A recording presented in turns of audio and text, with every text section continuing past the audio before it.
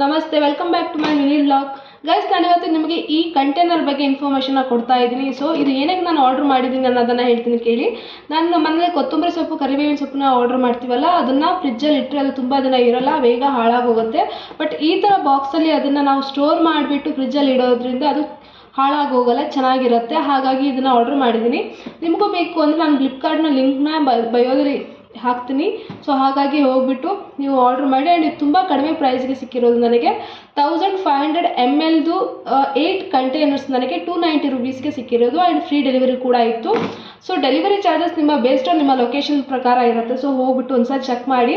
And ಇದು ಒಳಗಡೆ ಹೇಗಿದೆ ಅನ್ನೋದನ್ನು ತೋರಿಸ್ತೀನಿ ನೋಡಿ. ಈ ಥರ ಮುಚ್ಚಳ ತುಂಬ ಗಟ್ಟಿಯಾಗಿ ಸ್ಟ್ರಾಂಗ್ ಆಗಿದೆ. ಹಾಗೆ ಒಳಗಡೆ ಈ ಥರ ಸ್ಟ್ಯಾಂಡನ್ನು ಕೂಡ ಕೊಟ್ಟಿರ್ತಾರೆ. ಸೊ ಈ ಸ್ಟ್ಯಾಂಡ್ಗಳ ಮೇಲೆ ನೀವು ಥಿಂಗ್ಸ್ನ ಇಡಬೇಕು. ಸೊ ಹಾಗಾಗಿ ಈ ಎಡ್ಜಲ್ಲಿ ನಿಮಗೆ ಕ್ಲೀನಾಗಿರುತ್ತೆ, ಏನು ಡಸ್ಟ್ ಕೂರಲ್ಲ. ಹಾಗಾಗಿ